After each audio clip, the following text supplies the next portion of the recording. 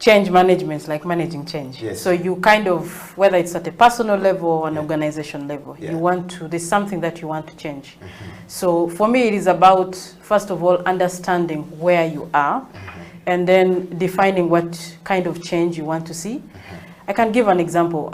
For instance, for programs, when you are designing a program, it is so critical to understand where you are.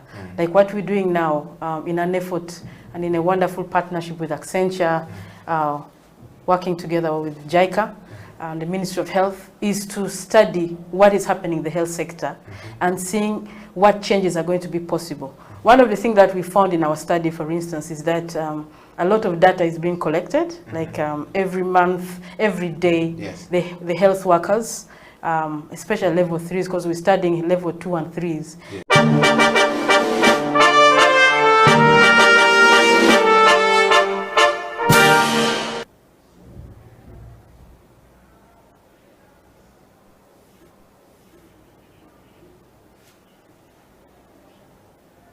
It is the CEO Bench. My name is Okila, and my guest this morning or this afternoon, from whichever part of the world that you are catching or watching the CEO Bench from, is Jennifer Okusia of BOSCO Uganda. She is the new executive director of BOSCO Uganda.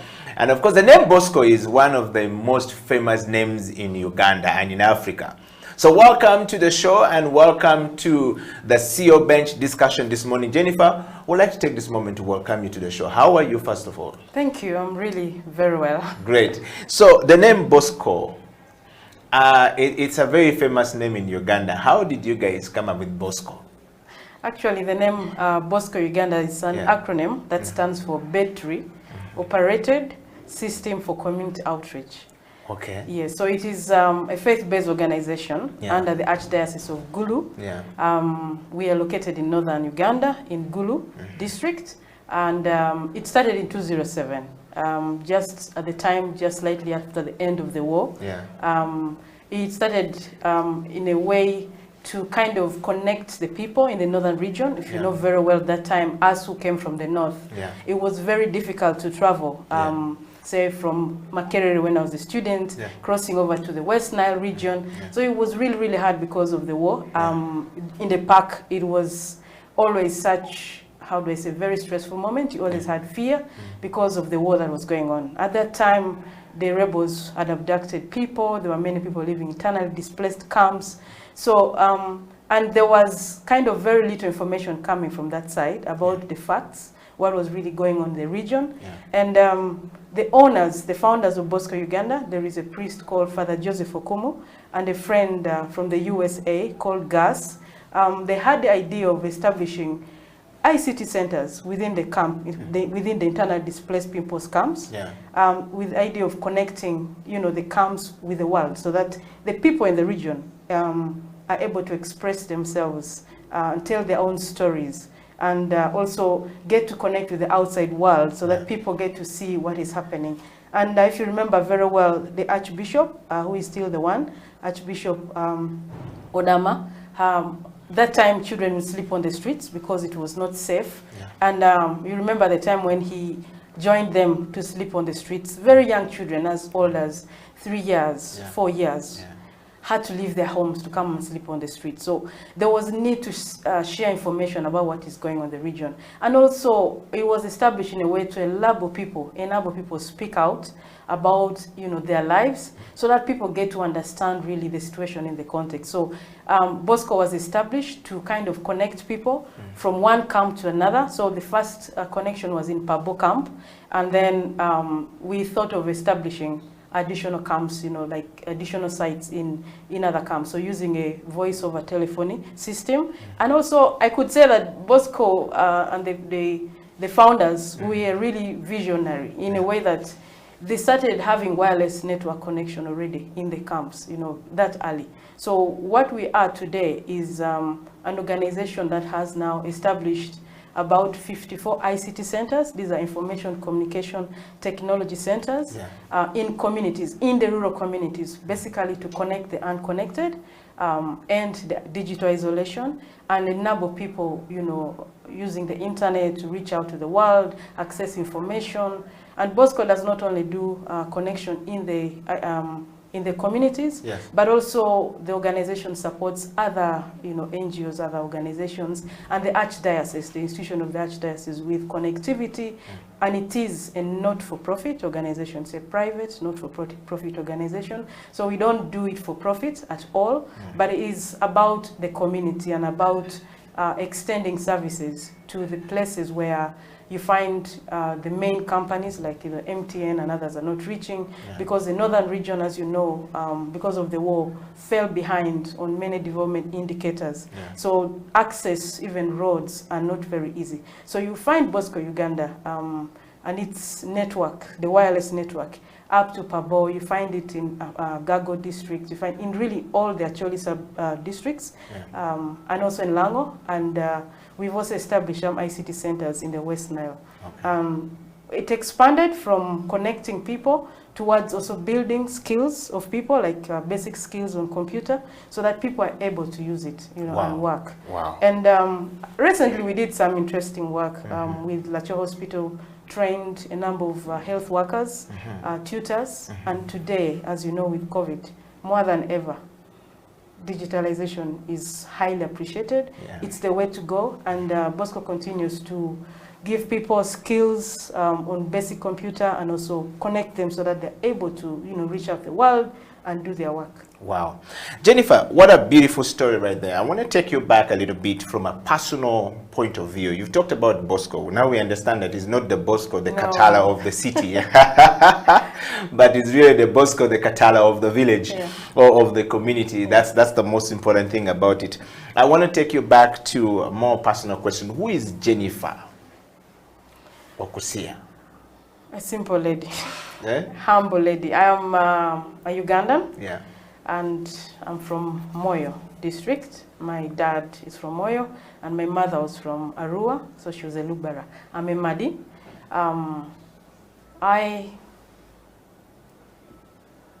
How do I say? I'm 41 years old. I look so young, but I'm 41 years old. And I studied in Makerere University. I started from studying in Arua. Arua was my school time, primary school in Arua, Arua Hill Primary School, which now is hosting, I think they are setting up a football pitch there. And then I studied Muni Girls Secondary School, a wonderful school. And then I came to Makerere University.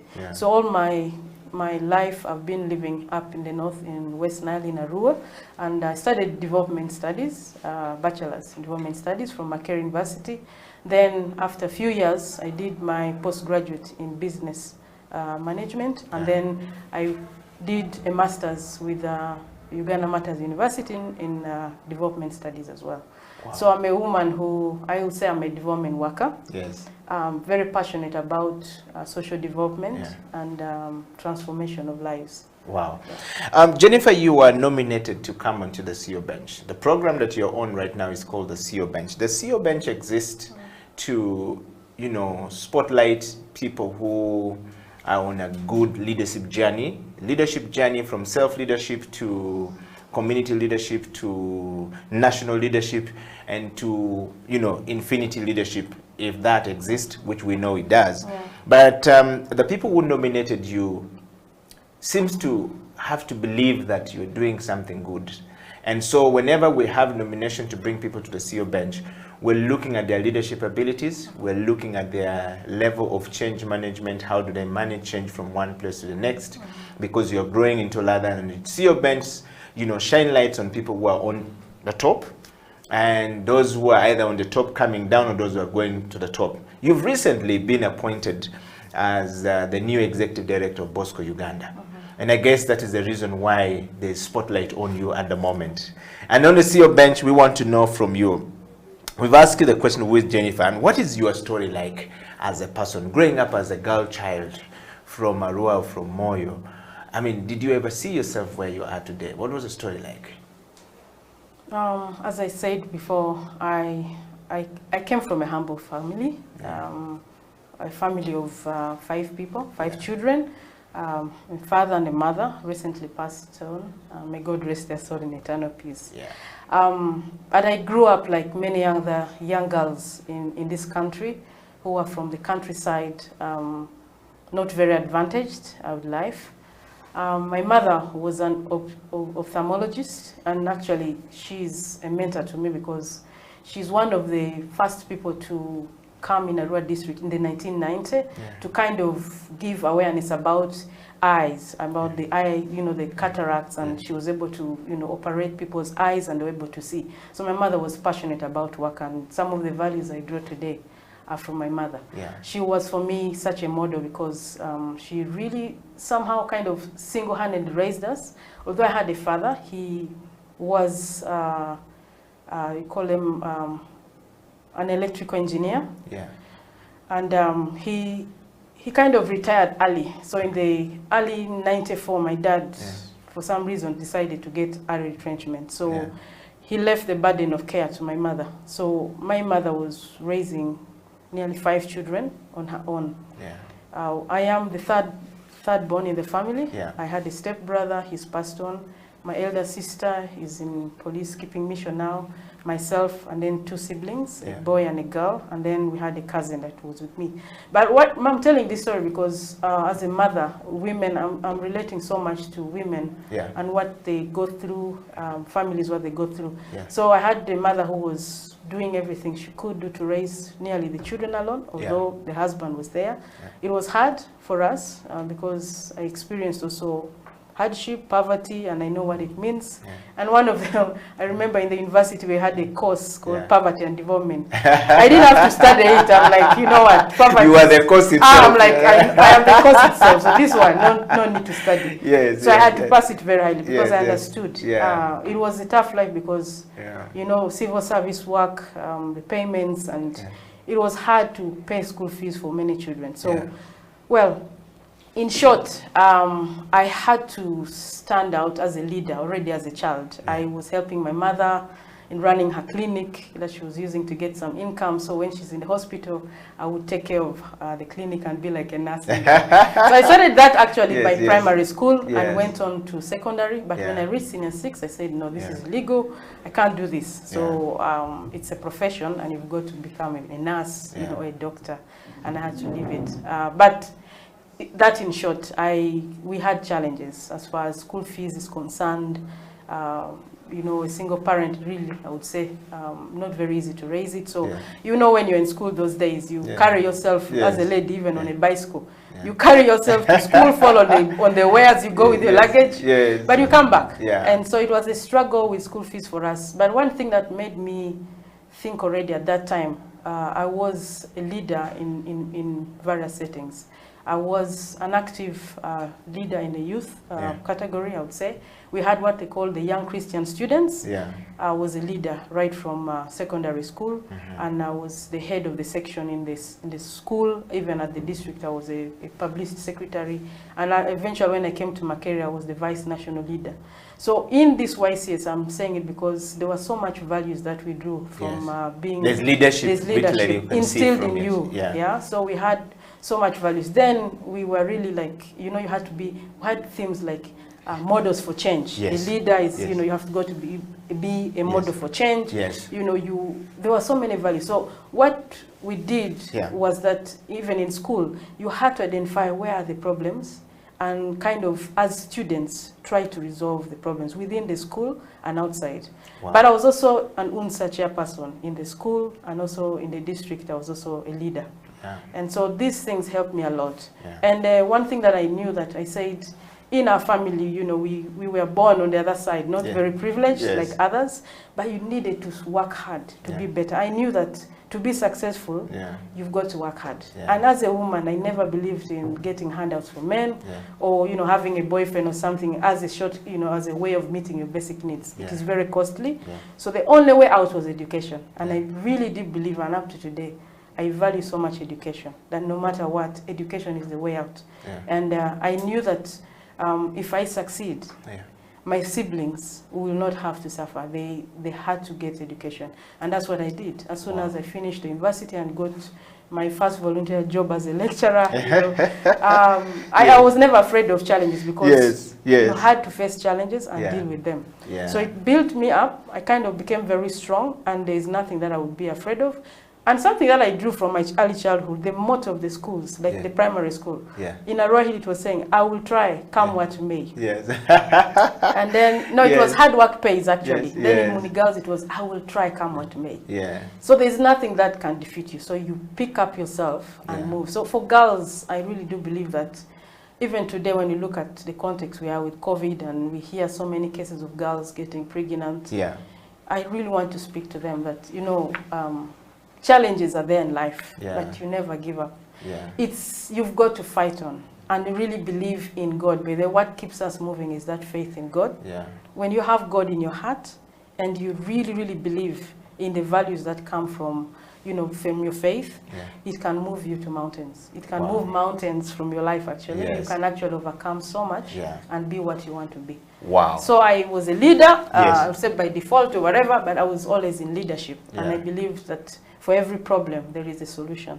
And there's no problem that is permanent. You can always overcome it. Well, we're talking to Jennifer Okusia Erejo. We're yet to know the names that sounds from the eastern part of Uganda, but yet she's talking of the West Nile part of the country.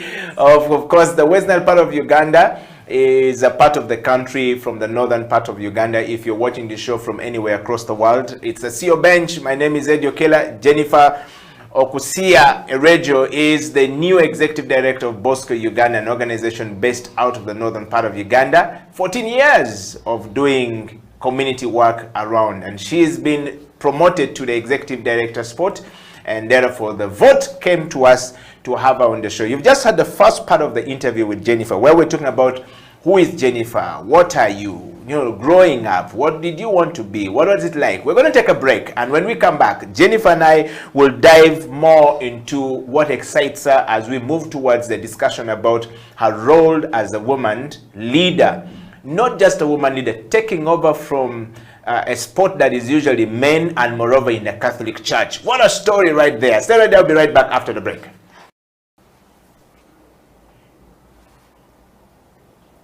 Welcome back from that break. This is the CEO Bench. My name is Okila, and my guest this morning on the CEO Bench, or this night or this evening, depending on which part of the world you are actually watching the program from, is Jennifer Okusia Erejo. Jennifer, welcome back to the program. Thank you. First of all, let's talk about your name, the set of your names. One would think you hail from the eastern part of the country, where my friends who hail from that part keep saying that they come from the land of the wise men. The eastern part of Uganda is Teso. How did you acquire the name from Teso? Actually, that name is not from Teso. Yes. But I always find, whenever I say I'm Okusia, people think I'm from Teso. And I always get people greeting me in the language. Yes. And all I could, you know, respond maybe with the response, and that's it. But it's actually a name from West Nile. From West Nile. From Arua. Yeah. What does it mean, by the way? It means because of woman. Because of woman. Okusia? Yes. Wow. And Erejo? Erejo is actually my husband's name. Okay. Is he also from the West Nile? Yes, he's from Arua. So this is just a coincidence that both of you have the names from, you know, the northern part and the eastern part of the country. But welcome back. So now we know that Okusia means it's because of a woman. Oh, woman, yes. Wow. Jennifer, what excites you right now that you are a new executive director of this new organization? Let's dive into it briefly. Thank you. Before I became an executive director, I was working with an organization called Horizon 3000, an Austrian organization for development cooperation. I was working for many years with them, at least 13 years, and in the area of programming, like project development. So it was an amazing work to see what people are doing, plan with them projects that have big impacts on lives. So projects on water and sanitation, agriculture, and so on. And BOSCO Uganda was one of the partner organizations of Horizon 3000. I decided to leave. I was working in Kampala here, but I decided to go up north to the ground because I felt I needed to have better impact on the ground. Kind of relate to the people on the ground and plan projects that actually transform lives. So what really is passionate for me is designing projects or interventions that really transform lives. And for an organization, of course, you're looking at ensuring their systems working, their structures. So I went to BOSCO Uganda with the passion of supporting the organization to further grow, to look into their structures and systems and processes, and also to ensure that whatever we're doing to the communities will transform lives. Now, when you look at ICT, for instance, there's so much you can do beyond connectivity. If you look at the education sector right now, we have so many, my children have lost 2 years at home for staying at home. Wow. You know, the lower level children, they have lost time. Now, what can you do? What can ICT do? What can you do to bridge the gap? And so we see that there is so much with ICT that we can actually do now to transform lives. I started from a rural school, and we had to sit national exams. You know, with schools that have the privilege of power, we used that term. We used to use, you know, this hurricane lamp. Yes. But you see the same national exams. But now with ICT, you know, with government, things have changed. We now at least have connectivity, although not reaching to many rural places yet. With BOSCO Uganda, I could see the opportunity of how ICT, you know, their work can transform lives. Not only, by the way, they don't only do ICT, we also have solar. We do solar installations. There is one school called John Paul II, a secondary school in Gulu, that received the 30 kilowatt solar energy in partnership with Accenture and the University of Notre Dame. And that has transformed that school completely. They were off-grid, but now they have power. It means the learning hours for students has increased, teachers able to access information on the net. BOSCO Uganda also supports network, the intranet system, so you can build, you know, an intranet where you can collaborate. So we partnership, for instance, with UNICEF. They established Colibri. They worked on the Colibri content and helped schools to access that. So more than ever now, with ICT, what excites me is that you can actually have education materials available in a school or even in a center, in an ICT center. So what we want to do as BOSCO Uganda, in those centers that are already established, for instance, have content there so that even students who are at home, those who go from, you know, the day scholars, secondary school, can go to the library, to the ICT centers, and get education material, whether it is videography or do some research in the centers in the rural areas, because all those centers are powered with solar. So even if they're not having access to the national grid, they can still run, you know, on solar, because we establish low-powered, you know, computers and with solar backup. So it excites me so much to see the opportunity of what we can do, even especially now that schools are closed, that children can still access materials from these ICT centers, from even one of our ICT centers in Badege, which is in the Gulu city. You come in there and actually you can do your online learnings from there. And for me, that is so exciting. That's only in ICT, in education. But when you look at health as well, so much can be done to digitalize the health sector and improve, you know, on service delivery. So I just want to say in summary that there is so much that I saw that BOSCO Uganda could do beyond what they were doing, like connectivity, build up more content and have this available in the rural areas. Network the ICT centers so that every centers in the rural areas, from Pade, Gulu, Kitgum, you know, they have the content and people can walk there, have internet access, but have an intranet system where you can get data. I mean, get information, content, rich content that you on biology, on physics, even on mathematics. So this is what really excites me. And besides that also, I think I love working with people and, as I said, transforming lives. I really want to see lives changed. Whatever we do, we must account for results, and starting from, say, the individual. If your program does not change lives. Wow. Jennifer, we're going to go straight on that note to the leadership part of this interview. I mean, the program you're on, you know, focused on leadership, change management, and transformation. And you've touched a little bit there. So I want to go straight to leadership. Having heard you speak about what excites you in this new role that you are in right now, and it gives me an opportunity to ask a question. On the question of leadership, what is your understanding of true leadership, from self to leadership at family level to leadership at community level, to leadership at where you are right now, which is organizational level. All right. What is your understanding of leadership? First of all, I do believe that everyone is a leader. And we are leaders in different capacities, yes. right from home. Yeah. Even we see children take up leadership. As I said, when I was young, I was supporting my parents to bring income at home and also to care for the others. Yeah. In an early age, just as soon as I finished my university and I got a job, I had to take over responsibility to support the siblings to also get education. Yeah. All of them got a degree. I was the first graduate in the family. Yeah. And I do believe even at family levels, when you see the husband and wife, you know, they always believe men are the heads of the family. Yeah. But we've seen so many women do so much in the family, and it's not recognized.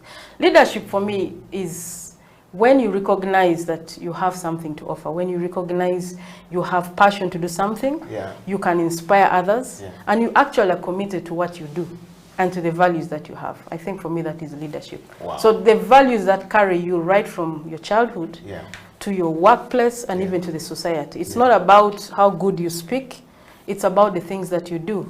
The things that you say you will do, and do you actually do them? Do you inspire people to go to greater heights? And another thing I think in leadership is about the transformation.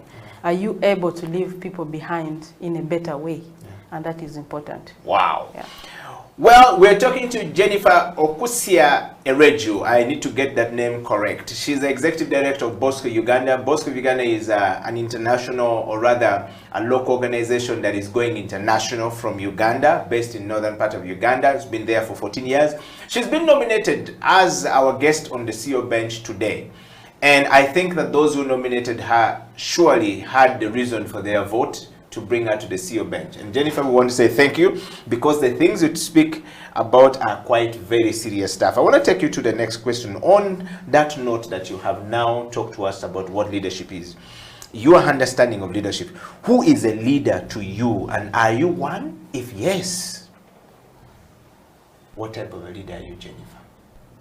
I am a leader, and I think a transformational leader, yes, in the mix with a democratic kind of leadership. But I think, as I said, leadership is what you, when you believe you can do something, you stand out. Yes. You know, you stand out and do something. Like, as I said, in the early ages as a youth, you find there is need for something. You mobilize solutions. That is leadership for me. Yeah. You, like right now in the organization, you're looking at how do I put up systems and structures that would help the organization to function even beyond my existence. That is a good trait of a leader. A leader has to raise up other people. You must be visionary. That is something that I think is in any good leader. You must have a vision. You must be able to see the future and work towards that. Set up some goals and be able to achieve that. And as I said, for me, it's so important that whatever we're doing has to have an impact on people. And we must account for results. So as a leader, you must set up plans, you must set up, you know, what you want to change and be able to account for that. Wow.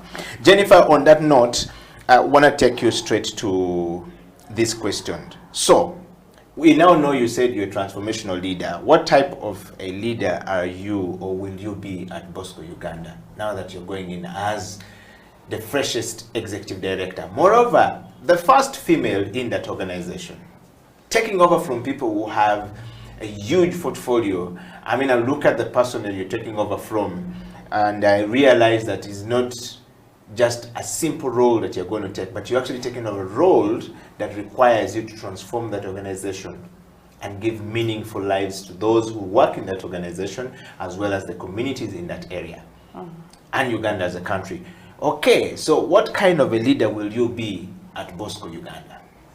A leader that values people and their contributions. Also, I think a leader who looks at, I like to work with people who are committed. Yeah. In whatever we do, we have got to be committed. It's not about the money, it's not about the status, but it's about what we do, a servant leadership. Yeah.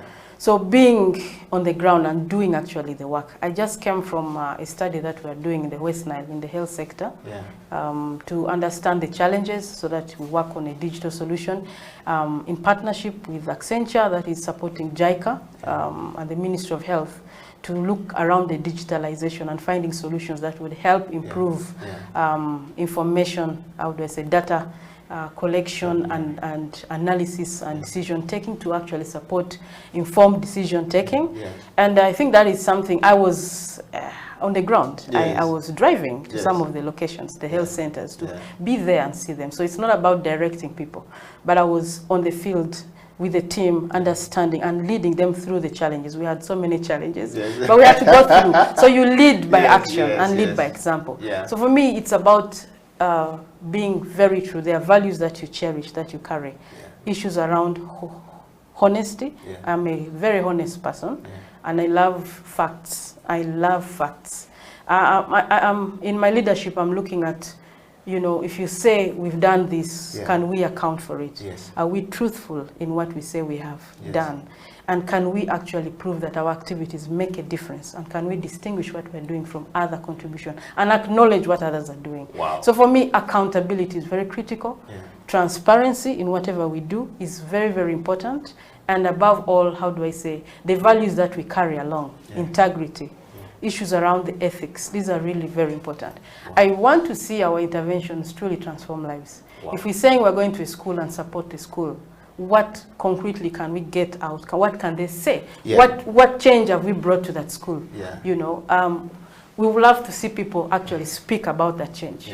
And not for us to speak for them and say, we did this actually, but people should be able to, you see, you carry the people along. I would say actually, for whatever intervention you're doing, put the people in the driving seat so that the communities themselves are part of that intervention that you're coming up with. Even as an organization, you want to live, you want the organization to continue beyond you. So you're setting up a legacy that, how do I say, future generations will remember because of the things you did. Not the things that you say you will do, but actually what you did. So that is very important. And leadership should be accountable. And you've got to be truthful. You've got to be transparent in whatever you do. And that is very, very important for me. So that's what I bring in BOSCO. I want the truth. I would love that whatever we say we have done can be provable. If you want to check it out, check our work. So that is important. We are talking to Jennifer Okusia, the Executive Director of BOSCO Uganda, right here on the CEO bench, and she's telling us about her leadership journey. Self-leadership for me is quite very important for a leader, and I think that Jennifer quite account for that effectively. And of course, we are talking to Jennifer about her role as the Executive Director at BOSCO Uganda. Do you have a question for Jennifer? Do you see a lady who is on the rise to the top who is perfectly befitting of being on the CEO bench because she's a lady on the rise to the top?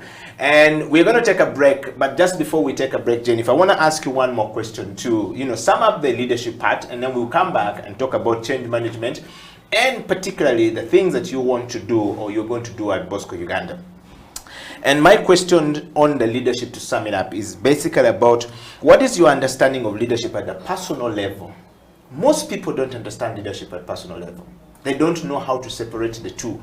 They are stuck in one place, don't know what to move and how to move, but yet we're seeing Jennifer moving from one place to the next.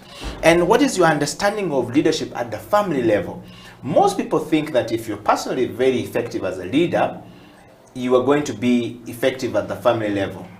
And that is not true. Sometimes the family dynamics is different because it can break you down. For example, if you decide to go and there's a problem between you and Mr. Erejo today and there's no understanding between the two of you, chances are that your personal effectiveness as a leader is not going to be seen at BOSCO Uganda. How? What is your understanding of that? And we want to know, what is your understanding of leadership at a society level? There are dynamics that needs to be managed at that point. There are things that a leader needs to look at that point. You've talked about the quantifiable, justifiable, measurable metrics of a leader, that the impact should be seen. But we want to dive straight to understand, what is your understanding of that, as well as at the corporational level, which is where you are right now, and at the national level. There are dynamics that play in as you talk about transformation. Can you share and shed more light on that one? Okay, thank you very much. At a personal level, I think it is, for me, it is again the values that you have and carrying those values with you. For instance, now I have raised up children, not only my own children, I've raised quite a number of children. I'm here for work, I've been out for a month, and they're managing. My children are managing, the elder ones are able to manage the younger ones without any issues. Young girls who are raised up right now and so assertive, they are so, I mean, I have no doubt about their capabilities. They're taking care of the little ones who are about 2 years, 3 years, 5 years, even in my absence. I think that's already an evidence of good leadership at family level. Because for me, it's so important to impart values in people. And I see this in my children. I see this in the children, even those I've adopted. And they are carrying themselves with grace. You look at them and you see in schools, the feedback you get from the teachers about those girls, amazing. So these are young children, young youth who are already even taking responsibilities of mothers. They are caring for others. They are able to self-organize the families. Even in absence, my absence at home, you know, a month away from home and everything is okay. That shows you that even at personal level, there is leadership. Of course, at family, you have the husband and the wife. And sometimes the wife is very strong and vocal, and the husband is a bit timid. But I think it's about understanding. And I am not really the kind of feminist people, like, you know, all these stereotypes about women and men. I really do believe about equity, you know, fairness in whatever we do, whether it's because of race or gender or religion. We've got to be fair. To each other, and we want to see women and men, you know, receive equitable treatment. At the level of leadership at the organization, you want fairness, even for pay, you know, to female employees or male employees. Look at the competence of your people, look at the commitment of the people. It shouldn't be about because it's a woman or a man. For me, leadership is the character that you bring in, and it can be natural. You can harness the leadership as you go on. I can't say I'm an excellent CEO. You know, I am still starting. But I do believe in the values that will take me to where I want to be. The vision that I have for the organization. You know, and being able to have the right networks, associating with people who have similar understanding of what they want to do, even in the society, and that's it. At society level, we look at how to go with the communities. It's so important that whatever we do, communities own it. So you do not want to be, how do I say, a big talker and never an implementer. And that is why you see sometimes people who you hold very highly at a higher level because they hold very important positions. But when you get to know them personally, you're very disappointed because there seems to be a mismatch in the values that they carry right from home and there. So outside they may look so good, but internally at home they're having other kind of values. So for me, a leader, whether you are seen or not seen, are you doing the right thing? As a leader, you've got to do the right thing. You do the right thing whether people appreciate it or not. Take the tough decisions, even when others are not happy. But most important for me at organization, legacy, it is being able to raise other people and let other people, if you've left, if you are, I mean, raise other people so that when you go, there is no gap. You get it. Has left. Yes, and everybody collapses. Then everybody collapses, yes. That is very important. You must carry people along. Give the people opportunity, give them higher tasks so that you're building up capabilities within your people. Give them tasks. Move to higher levels so that when you go, you not hold on. I've seen that challenge sometimes with organizations when the people hold on and they don't give you the chance to be what you want to be. You have conflicted visions. It's so important because even leadership at the board level, how are you aligning yourself with the CEO to ensure that the systems that you're putting in place are working, putting in structures, and moving beyond an individual, how do I say, is it a structure? You know, the organizations that depend on individuals. It's very dangerous because it will collapse. It should be building systems and structures and internal processes that will help a system to function even without you. And that's what I stand for, and that's what I really believe on. Wow. And if I had the opportunity to get additional funding, I think there's so much that we can do. From what we've been doing in the study and seeing the gaps that are there, very sad. I have moved to the communities in the West Nile, nearly most of the districts, 12 districts of West Nile, and I have seen the challenges that women face, men face, from infrastructure issues in the health centers. They're very inadequate. I've looked at, you see, you have a health center too, and by structure, they're not supposed to offer deliveries. It's OPD. But some of the health centers are located in a very distant place.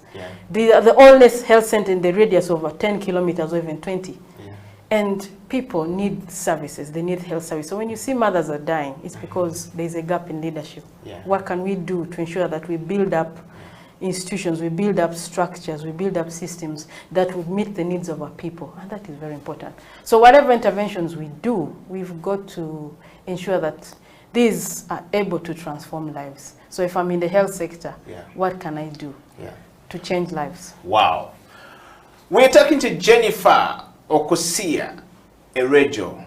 I think is a very powerful woman, well set with all our goals, ready to go and conquer the world at BOSCO, Uganda. This is not BOSCO the Katala of the city of Kampala.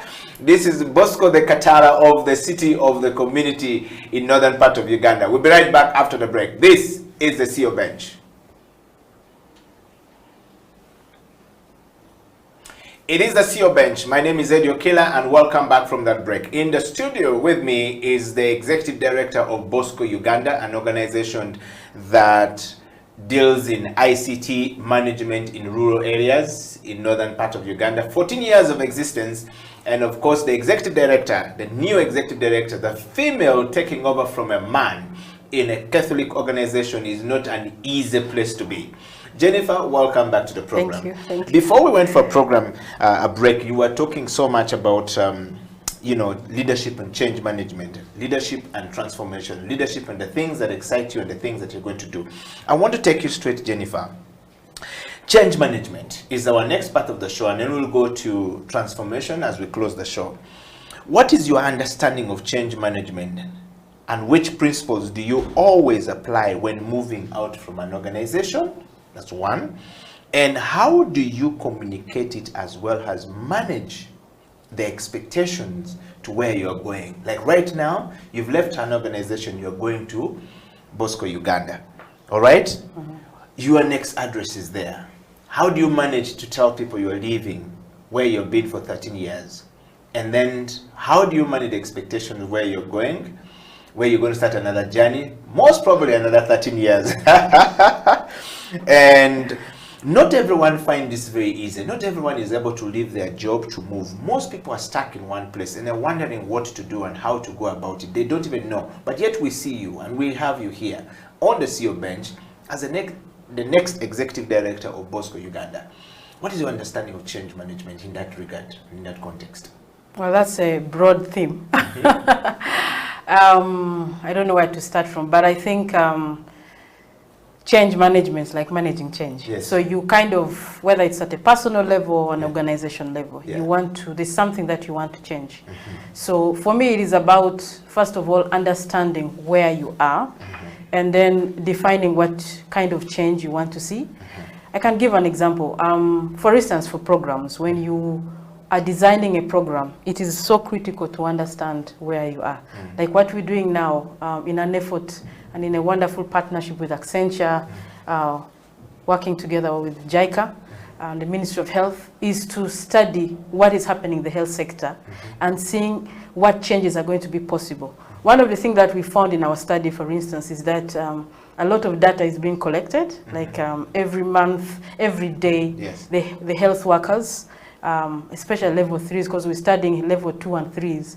There's so much data being recorded every day. If you walk to a rural health center, 2 or 3, you'll find the workers very busy. They are not only seeing patients, but they have to record data every single day. But what is the challenge with that is that at the end of the month, they must submit the report, so they don't even have the time to do analysis. And in order to make change possible, you need to use also technology. You need to change from a manual system to a system that is going to help you do analysis and be able to make an informed, timely, real-time decision. So what we're doing now, for instance, now, in that, I'm just giving an example of a health center. There's going to be, we visualize a lot of change going to happen. That even at a clinical officer will be able to do start building up their management capabilities. They are going to start analyzing the data, understand why some kind of diseases, why malaria cases are going up, and not wait for feedback three months later from the district. They are able to look at the performance of the workers. They are able to understand how to even allocate resources, and a number of things like that. So for change to happen, you've got to understand where are you and where do you want to go, and then set up a strategy to go.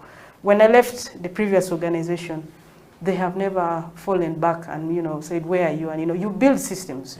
You make sure that you're documenting what you're doing, so that there is no gap in knowledge. So for me, knowledge management is very critical. So even when people leave an organization, you must leave it in a way that is professional. I've seen organizations where people just, tomorrow they disappear, they're not there. That is a bad practice. Change is inevitable.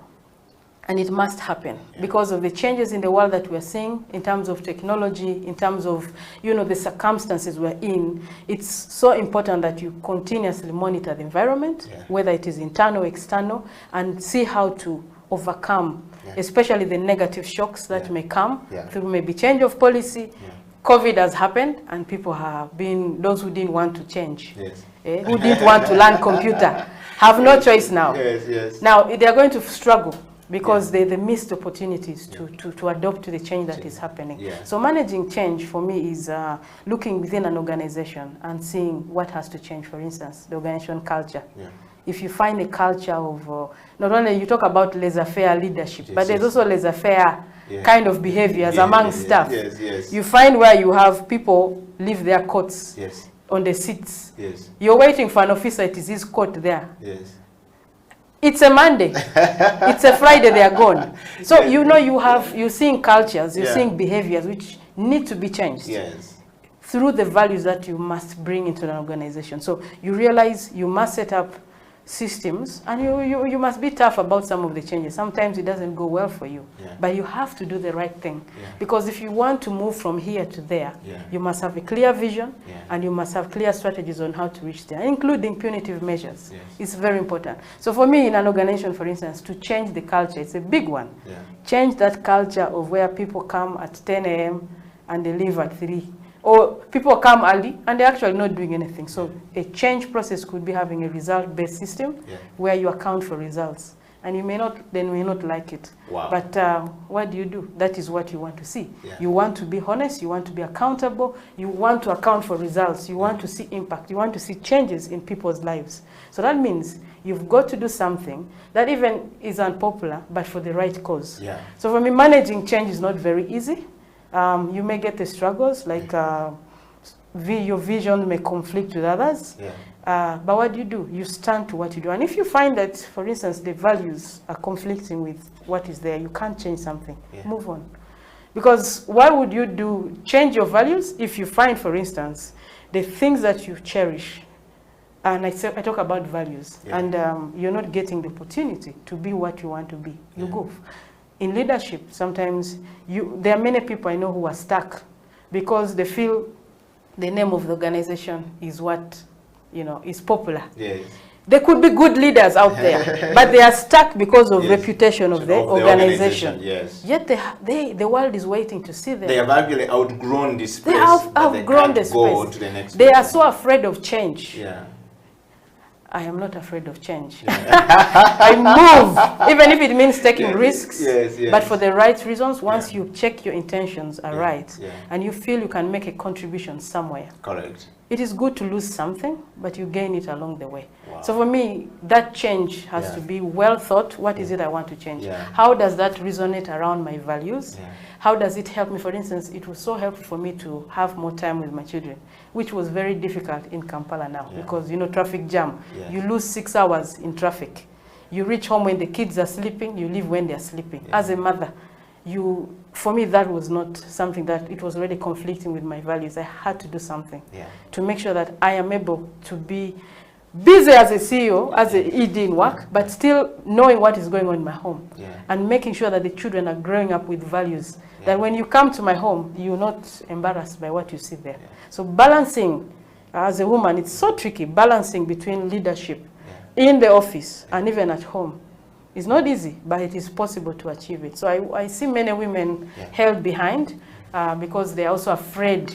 Maybe their husbands are not encouraging them to do what they want to do. And life is to be lived once. You, as an individual in this world, have been put for a purpose here. And once you understand that you are, how do I say, an ambassador in this world, and you have a purpose to fulfill on this world, you're not afraid of even what your husband may say. He will catch along the vision as you go. But you move. And along the way, he'll say you took the right decision. So I really encourage people out there that change, sometimes change is inevitable. You've got to change. And sometimes people insist on holding on when everything is falling apart. You're going to fall eventually. Because it's like an ice. You have an ice and there is sun. Slowly it is melting away, but you're still holding on. You remain and fall. So you need to take the change and move. Sometimes it's a tough decision, but you must move the change. You must act so that you reach where you want to reach. Because the vision that you had before, this is how many years now back. Align it to the context today. Align it to the challenges and opportunities that you see today, like with COVID now. There's so much that we can do. Yes, there's a problem, but for every problem, there is a solution. So you have got to change some of the, your activities, your actions, in order to bring that positive change that you want to see. Wow. Well, we're talking to Jennifer Okusia Erejo. She is the Executive Director of BOSCO Uganda, and I can tell you the nominations were not in vain. She is really fit for where she's going. Jennifer, we want to just encourage people to send in their kisses and disses coming. If Jennifer is doing well, kiss us. If she's not doing well, please diss us. We're okay. We will be able to respond to you. And please set your questions ready for Jennifer. We'll be able to try and pick a couple of 2 or 3 questions coming from all the viewers all out there and all across the world onto this topic of the CEO bench and leadership, change management, and transformation. Jennifer, let me drive you to a very specific part of the show, which is, closing change management, going to transformation, as it is here on the show. When you speak with a lot of passion, you speak with a lot of energy, you speak with a lot of, drive and self-motivation. How does it feel to be leading an organization at the forefront of digital technology and connectivity founded by the Catholic Church? And of course, the essential, as we know, as a young mother from Uganda, from a young girl from Arua, with all the background you've given, how does it feel like to be now at the forefront of this organization that usually are led by men, not women? It feels great. It feels great because there's so much we can do today with technology, with ICT, to transform lives, to transform even business operations, to transform organizations. We've seen many organizations struggling. The cost of internet is still very, very expensive, very, very high for many people. It's not affordable with the commercial networks. It's quite expensive. So BOSCO Uganda gives support to organizations that actually aids their work. They get it at a very, very low cost. It is really actually free, especially like the Archdiocese, the Archbishop.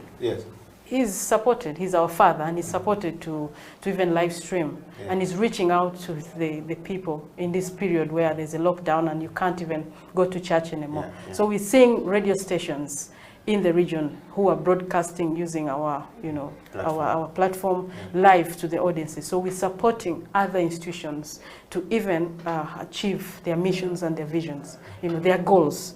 That is something beautiful that BOSCO Uganda is doing. And we thank actually NITAU, we thank UCC that supported a community network organization like BOSCO Uganda to exist. Completely not-for-profit organization that looks at communities and sees how to to end the digital isolation for many people. We have wireless network in an office. People can access, internet from wherever they are with the hotspots and be able to work. That is something that BOSCO Uganda, I just love the organization because they were seeing very far. They had very good insight. The founders had such beautiful vision of the future. Where before, this technology was even here. So for me, it's something that is beautiful. The potential of what we can do is amazing. For instance, if we go to a health center now and digitalize data, so that they no longer have to spend time writing long notes, you know, in the registers. You feel Jennifer, your age, your sex, and so on and so forth. You know, these registers are so many. There's even no store for keeping the register. Digitalize that information so that you're able to even trace who is coming to the facility, improve diagnosis, improve care, so that the doctors, the nurses are able to see who came in. I have been privileged through, I think, working with an international organization to attend medical care in a private hospital. And I saw from the triage, a system where you walk in, the doctor already has your record before you even come in. But in this manual system, you are going to start telling your story again. So with technology, the potential of even improving health service delivery is amazing. You can, for instance, we've seen some partners do, for instance, something on addressing mortality rates, you know, death among children, that is like say under 1 year, using technology. The doctor is able to monitor the health of the children and even improve diagnosis. So with technology, there is so much that we can do. We can have students studying from home. Many schools now are doing virtual. If you see the schools in the northern region, many of them are very rural. They don't have power. They don't have even a single computer. Many schools don't have a computer. So as BOSCO Uganda, coming in and providing them with computer, providing them a network system, an intranet system within the school system so that there are networks, the students can go learn basic computer skills. We are building up leaders, we're building up Ugandans who are digitally literate. And these people are going to be able to do their own coursework. For us, we learned computer in the university. We didn't. I learned it at university. I was lucky. A cousin of mine told me, you need to attend, you need to go and learn computer. In 2 weeks, I was able to learn, and I took off. That, how do I say, just a little support as good as giving people basic skills sets them to move and discover themselves. So now with internet connection, what can they not do? Students are going to, we're going to still, how do I say, improve education, the quality of education. We see the possibility of even schools across, you know, networking, say a rural school partnering with a Kampala school, or that is having teachers being able to broadcast and exchange materials online. And we're going to carry the same vision of, because we want to see our citizens better. So with BOSCO Uganda, there's so much opportunity we have available to support education, health, even agriculture. We've seen people use the apps to, you know, to study the health of your, you know, your farm. So use technology to develop. And that's why I love what we're doing, because I bring in the aspect of development. I'm not a technician, but I tell them if people do not understand and use it, then it is useless. It has got to make a difference in the lives of the people. It's not about knowing, like now, you may not even know what comes into the camera, how it is, but you must know how to operate it and use it for something good. So we see technology bridging up with whatever we want to, you know, the gap that we have in the sector, and what kind of solutions can we design to using the technology to take people, leapfrog people to another level. We can actually catch up in this period of COVID, the losses through technology, and that is possible. So BOSCO Uganda having community networks, you know, having ICTs, 54 ICT centers, these need to be strengthened. We need to see, I want to see, how do I say, when anyone walks into the center, even women, go there and find a content, say for instance, how to make cakes, bakery and so on. Learn it from the ICT center, go home and do it, start a business. These are possibilities you can do with technology. And this is what you are This is the vision. This is what you want to take into Thank you. Uganda. This is what I want to bring, increased content, have content available, relevant content that is going to transform lives. I have learned a lot from the YouTube on how to make cakes. I don't need to come to an expensive school in Kampala.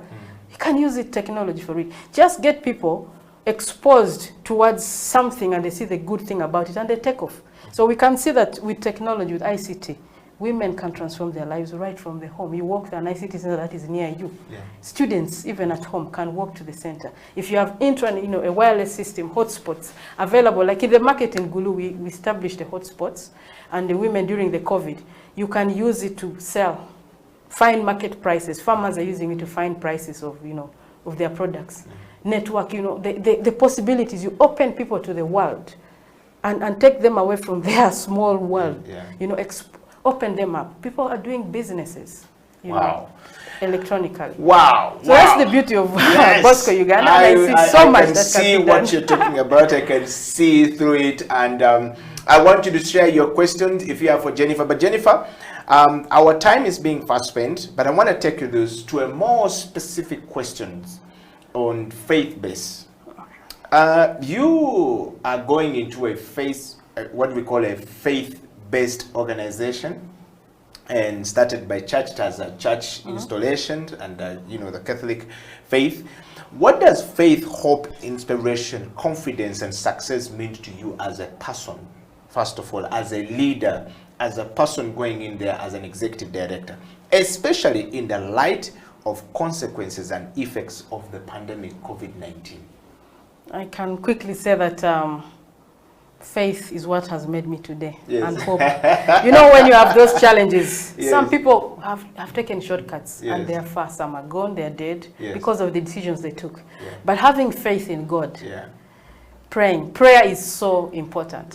For young people out there, I really tell them, my girls know that, even my little children, 2-year-old, prays. They all pray. They're learning how to pray. I'm building that foundation in them. They learn. I self-learned how to do these things. But I have made sure that for myself, my family is a prayerful family. These are values that they cherish. You know, the children pray. They pray for me. You hear them pray, God bless mommy. Many of the things that I'm getting, you know, God answers the prayers of little children. So faith for me from childhood was so critical. Faith, hope. You know, it makes you believe in possibilities beyond where you are. You see things and you actually affirm things. Like poverty, I said, poverty, I must kick it out of the family. I said, my family, I'll be the first graduate. My siblings will not, how do I say, will not remain uneducated. Because I believe very much that with God, all things are possible. So for me, at an individual level, this faith has brought me so far with the values that I cherish today, of honesty, hard work, how do I say, trustworthy, how do I say, transparency and so on. So these things guide me, and this came for me from the church. Being an active Christian, a Catholic, I am a Catholic, but I'm very, how do I say, I love God, and I can do nothing without him. I really do believe that the values that we have, the challenges we have, if you don't have God, you get swayed away. You get into the popularity thing, and before you know it, you're gone. But when you stick to your God, he never fails you. He actually comes through. And every time I had a challenge, there was always, he just made a way. God truly makes a way where there seems to be no way. And being in the Catholic Church, I really want to see that we're supporting not only the church, but it's an organization that reaches out to regardless of faith. We've established ICT centers in mosques, in Muslims schools. And that is important for us, because you're looking at humanity. With faith is, you look at the human aspect of people. And you, regardless of race, religion, gender, you know, sex, you're looking at the human person, and you want, what you want for yourself should be the same for others. Selfishness does not help us. I really do believe that there is more blessing in giving than in receiving. There is more blessing in giving than receiving. So I have seen people like Peter Nyeko, and he's a giver. I wouldn't be here without some people like him. What he's going to work on and what we are going to build together, working on to support health centers now have energy, 1.5 kilowatt energy in health center 2s and 3s. That is going to transform lives. Because I think these are some of the values that we commonly share, that we want to see people's lives change. We want to improve, you know, access. We want to provide an ambulance to people so that they transport mothers who are pregnant to facilities, help those facilities people do better with their lives. So for me, faith at a personal level, it's driving me to the organization. And even as I move out, it's so critical for me. I just want to see, be, how do I say, that light, the light of Christ that shines. And that for me is a big thing. Be the light, bring light where there's darkness. Give hope for other people. Let them see that you can, they're where they are now, they will also be somebody at some time. You don't have to be a perfect leader, but if you have the values and if you cherish the things that you do, the sky is the limit. Wow. Jennifer, Uganda has a very interesting number of people.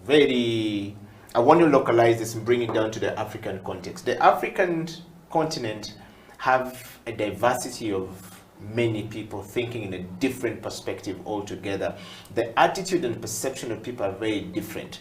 But bringing it down here at home in Uganda, particularly most Ugandan, or Uganda is mostly a country that is friendly to many people, likes to receive as many people as possible. And in recent times, or in recent years, we've seen Uganda as a country that receives as many refugees as possible. But also pressure is beginning to build, in a sense that people are beginning to see that the space is going, and there's a lot of now small talks and brewing issues happening between the refugee communities and then the local indigenous people in this space. But yet Uganda is one of the country in Africa that mostly rural and agricultural based. As a country, we are blessed with the soil, but we also host as more refugees as possible compared to most of the cities or countries across Africa, or even in the world. There's no country in the world that is hosting more refugees than Uganda. Yeah. All right? And when you look at this, what is the biggest challenge in the rural and refugee hosting communities that you are inspired to transform through your work? We're getting into the transformation part of this program, the CEO Bench. Thank you. Well, the challenges in the rural areas are just too many. Yeah. As I said, I just came from doing a study in the West Nile, and I looked back at the roads, the road network, the distance from one facility to the next referral. Yeah. You have a facility, and the next referral is, say, if you are in Madiokolo, they will tell you the next referral is a rural hospital, 50 kilometers away. Yes. If you were a mother, about to give birth, in labor, you failed. The labor has failed. Yeah. You are as good as really gone, because there's no transport. Some districts have only one ambulance for the entire district, and if you call for the ambulance, it has taken someone to Mulago or to Lacho Hospital. Wow. That is so sad. So sad. So I looked at the women there and I said, they are really, I looked at them and I said, God bless the women. Yeah. This is resilience. I mean, you're still able to give birth in a situation where you're not sure of medical care. Yeah. And that is not easy. So refugees are coming in. I know there's some development coming in with partners coming to support, which is a great thing, that you have different partners, international partners, even the local organizations putting an effort to help, but there's still so much need. Yeah. There's need to build up health centers, at least at a level 3. All centers should just start from level 3, where you're able to access maternal, delivery. Yeah. But even beyond that, there has got to be, sincerely, there's got to be better hospitals. There's got to be better infrastructure, so that in case, cesarean section, I look at those people and I say, my goodness me, what happens when you fail to deliver? To take you, and there's no even vehicle, to 50 kilometers away. The road is so bad, if it rains, a small car cannot pass. Even an X-ray cannot drive on some of those roads. It is terrible. So as we receive even more refugees, especially West Nile that has accommodated so many, there's still so much need on the ground that we need to just do proper planning. I really do believe resources are available. It's how you plan the resources. Prioritizing, ensuring that we build up structures that are adequate. OPD sections are very small. We've seen patients come in an OPD so small. It's the same place where they dispense drugs. So you are talking about social distance of 2 meters apart. Yeah. It's not possible. They are ill-equipped. There are no housing for nurses. Yeah. These nurses are working day and night. They need adequate motivation. They need to be paid well. And there is need really to increase the budget for the health sector.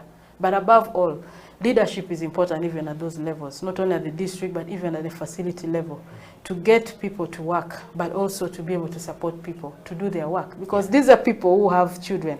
I look at myself as a mother. If an organization does not facilitate their staff adequately, that's why you have many cases of corruption. Because sometimes the organization thinks you must give a voluntary service. Yeah. It's not possible. And this compromises, some people will not manage to, hardship, and they end up falling apart on their values. Yeah. So the international community has to continue supporting, but also we want to see government do better in terms of planning the resources and perhaps driving the demand from down up and not top down. There's got to be because some of these health center tools are doing deliveries, yet they are not supposed to. But they have no choice because people come there, it's the only one nearby. So they need to immediately prioritize support to such kind of centers. So I'm really happy that with Mandulis, we are an Accenture, and we are rolling out a pilot study on digitalization that we're going to do to try to support health center 2s and 3s, which are the most needy. And we're going to provide 1.5 kilowatt solar energy in those facilities, because lighting is a problem. What we saw in nearly, I would say, 90% of the health centers, there's no reliable power. If they have solar, it is not reliable. The issues with batteries. So coming up with a system, that a power solution that is going to help the health centers, that means it will increase the work time for them, but also introducing like computers. We will train health workers on the basic skills and on how to digitalize data, so that it takes away the burden of, the time lost in writing, so that they are able to give services to people, to the patients who come in the facility. So even digitalizing alone is going to reduce the workload. We believe it will reduce the workload. It will give more patient time. And I'm really looking at a time when health centers can have patient, how do I say, in those rural health centers, that you can actually, if you walked in as AD, your data is available, and the doctor knows your previous record and is able to help to improve, diagnosis. Reduce the time. Leave alone that to even follow your history and able to support you, because with the manual system, it's impossible. If you come with your patient book, because in the villages, in those centers, you come with your exercise book where they write the prescriptions and everything. Tomorrow you leave it at home. You come with a new one. They will not remember. They will not remember. Or the rain has washed it. So there's no way they will remember that you had TB. Yes. You may come from malaria and actually you're a TB person. So how do you manage that? So we really want, using technology, that partners out there who have the technology, who can actually help to integrate the system, so that you don't do a one standalone, that this is me, I do my own, and you have a museum, so many standalone, but integrated, so that you really support the health sector. Because the challenges are many and we need concerted effort. That's why working in partnership is very important. And I really love partnership, the collaboration. So I'm really happy to work with Mandulis. I look at the future so bright that we shall support health centers. One aspect is digital, bringing in laptops with JICA support to help improve, the work in the facilities, but also bring energy, which is something great, and even transport that would help the community to be able to access medical services in emergencies. Like we have electric ambulances that Mandulis is working on, beautiful ideas. We need more people, more Ugandans to get out and do something that is going to transform lives. It's not about money. Many of the companies, by the way, if you go to those areas in West Nile, for the facilities that we sample, about 75 of them, network is a problem. You don't even have voice. You cannot call on MTN, you cannot call on Airtel. Airtel does quite better. They have really reached out in a wider coverage, but you can't even call. You can't call a health center. At the health center, you must find a spot to stand to call someone in the district. So you must go under some kind of tree, surely. Climb and hunt. I say, where is the corporate responsibility? Should it be about market-driven? But let's it be about the people. Reach the services to the community. So there is need for network, we need intranet systems, we need internet access in those facilities, so that you just at real time click and send the information to the district. Instead of somebody look for boda. They don't even have by their motorcycles. Right to the district just to take a report. How about just use technology, click away and it's at the district, I continue with my work. Now I lose 2 days to move from one health center to come to the district to give a report.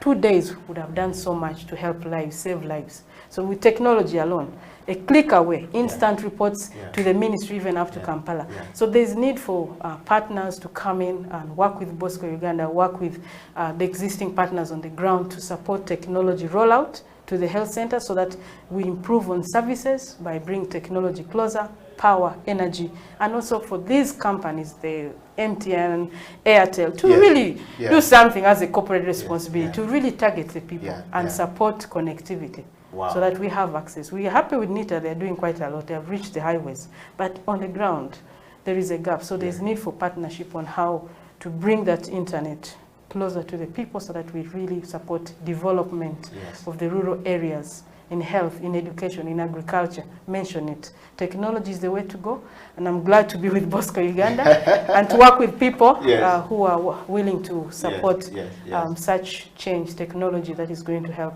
transform lives. Wow.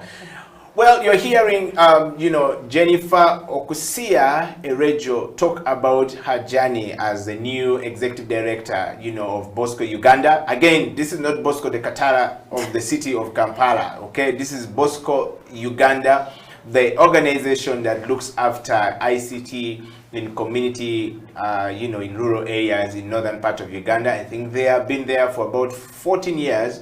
And for the first time, a lady is taking over the leadership role in there as an executive director, and she was nominated to be on the CEO bench. And Jennifer Okusia, as I am concerned, you are on a good role to, you know, being a good leader in that organization. They are blessed to have you. Jennifer, last question. Our time is fast spent, but I want to ask you my last question. Uganda has a vision 2040. We've talked about the vision 2040. We've discussed this over and over. The government has been talking about it. The people of Uganda have been talking about it. Just like any other country in the world, we must have a vision. So Uganda has a vision 2040. What hope do you have for Uganda as a woman taking over from BOSCO Uganda at the moment, and Africa 2040? And how can we, each person, anywhere in Uganda, Africa, and the world, be inspired to do things and join hands to, you know, help realize that vision for the country called Uganda? Wow, those are many questions in one.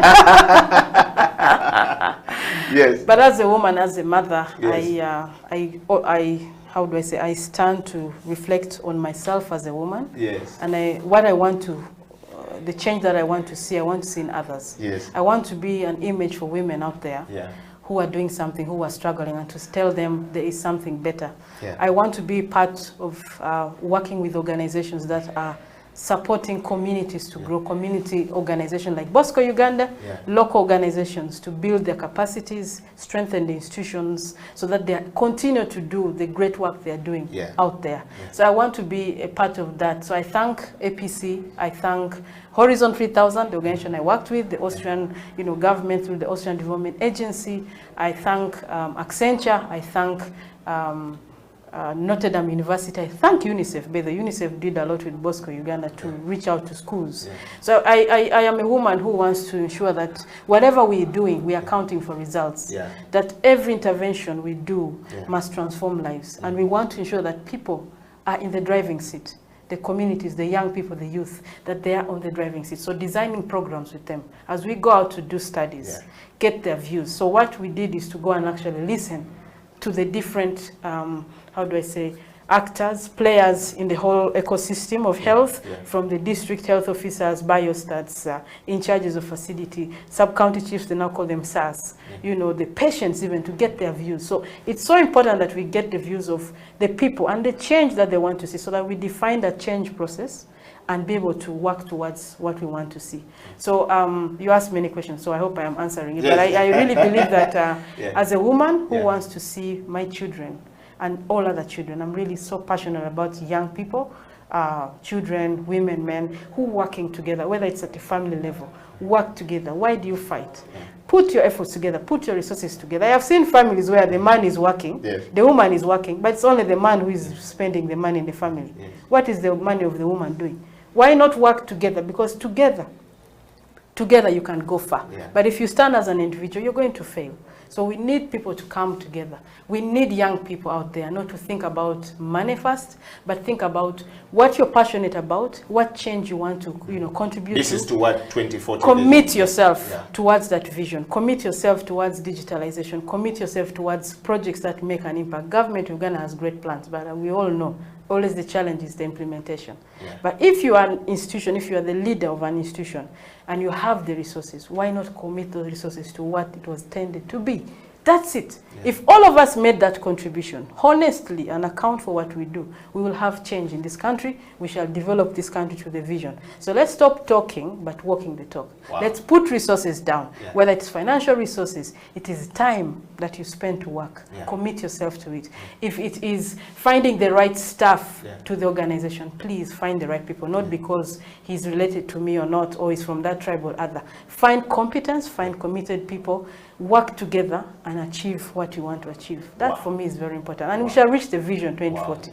So talking alone does not help us, but aligning what we say we want to do and actually trace, how do I say, measuring the changes. It is so important. You know, sometimes I get bored to hear 50 years ago, they still talk 50 years ago. What happened to the 5-year plan? Can you account for that one? Account for it. And please, let's be accountable. Let's be truly honest and attribute our work to the changes that we see, the outcomes. Stop talking about impacts. Those are very far away because so many people are contributing to it. Measure the outcomes. Define the outcomes with the people that you want to change and trace that. Let the people be in the driving seat. I mean, let them also contribute towards the change. We stop dependency. Because I really do believe that there is resources. There are idle resources around us. But sometimes the difference is exposure. So what you have here, as you see, is not a resource. Out there, they're using it. You've seen people even eat all kinds of things. But for us, because we have the food, we don't. I'm just using that in terms of resources. If you have the resource, we need exposure. We need support in training, leadership, train us as leaders, support us in the work that we're doing, reach out to organizations that are doing a great work, support them, and, you know, build them, you know, so that they're able to remain a going concern. They're able to build up, you know, system structures, programs that will outlive the leadership of the organization. I think that is so important. Leaders, when it's time to go, go. Stop hanging in. Your vision might have expired. Allow others to lead and let them also try. Next 5 years, you know, 10 years. And when you believe that you've done your part, let other people build, because as I said, change is inevitable and new people can come in with new ideas. People need to embrace that change and catch the vision and move on. And that is so important. Wow. Well, you've heard from Jennifer right there. Powerful woman taking over BOSCO Uganda. You're truly blessed. And the community of the people in northern Uganda and the, you know, Western Islands, you are really blessed. And to my people from Arua, I think you have, and people from the West Nile, you have a powerful host right there in Jennifer. Jennifer, your parting short question here. I mean, what is the most important thing that the viewers and the followers of the CEO bench that nominated you to come onto the program should take over from you today, or should know about Jennifer going forward, as we bring the show to a close, as your parting shot? Jennifer is so passionate about... I want you to look into the camera. Oh, yeah. Jennifer is so passionate about transforming lives. She's a woman who holds the values of honesty, accountability, transparency. And that is what drives me, and that's what I want people to check me for. Am I doing what I say I want to do? As a leader, I must be an exemplary person, so I lead by example. So for me, it's about servant leadership. It's being on the forefront, working with your team to change, you know, the things that you want to change. So I'm happy and glad to have been given this opportunity. I want to thank our Archbishop of Gulu, a man that has worked tirelessly and doing so much to transform lives, supporting the institution to work together, effort towards inter-institutional collaboration. And I'm glad to be part of the team that is contributing towards, you know, ideas in the Archdiocese. For me as a Christian, I carry the Christian values, and I do believe so much that those values drive us and make us, you know, live the kingdom principle. So it's so important that actually we live our values, we work together, you know, and we bring about the change that we really want to see, carrying the people along, actually putting the people in the driving seat. So I'm really happy that you gave me the opportunity to come here and, you know, inspire someone out there and to tell the young people there is hope for you. Young girls, do not rush into marriage, do not rush into relationships. It is a temporary solution, but it's going to cause you long-lasting problem. Focus on education. You know, challenges are there, but there's a solution to every problem. So stand up and fight on. Many people who are something today, you know, had the option of, you know, having a shortcut to, you know, give up and, you know, say, me, Masao, you know, you know, I've reached the traffic light. It is red, I stop here. No, it always changes from red to yellow to green and yellow. So please, keep working hard. set up your vision, set up the strategies, build systems, build structures, and build internal processes that will outlive your legacy. As a CEO, as an ED, for me, that is what I cherish. I really want to set up an organization, a system that can outlive my time, and that is so important. But it must impact the lives. I must be among those that are contributing towards the change, whatever sector it is, whether agriculture or health or education. Am I making an impact? Am I transforming lives? That's what I believe in. Wow. Jennifer, thank you very much for coming to the show. Here, we always do this, and we say that we have to spread the love going forward. And to all of you guys, thank you very much for joining us on the CEO Bench today. The CEO Bench has come to an end. We've been talking to Jennifer Okusia, Erejo, who is the Executive Director of BOSCO Uganda. Check them out. Check BOSCO Uganda online, www.boscouganda.com, and check them out, and you'll be able to, touch base with them. You'll be amazed. The CEO Bench will return next week. Same time, same place. God bless, and stay focused on your leadership journey. Amen.